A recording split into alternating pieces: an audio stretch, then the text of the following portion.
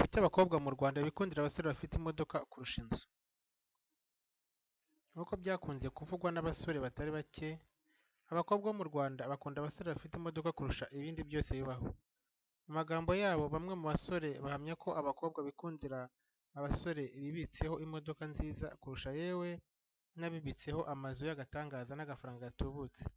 Hari umwe wanavuze ko we kuva yatunga imodoka ye bwite yakunzwe n'abakobwa batagira ingano, ariko nyuma y'aho ahereye umushoferi wo kujya amutwara ngo batangiye kugabanuka kuko batagikunda kubimubonana.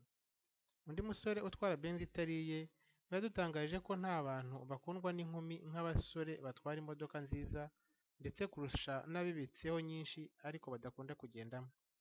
Ku rundi ruhande, bamwe mu bakobwa nabo biyemera ko bikundira abasore bafite imodoka nziza kuko ngo bibagaragaza nk'abazi kwiyitaho kandi bagendana n'igihe.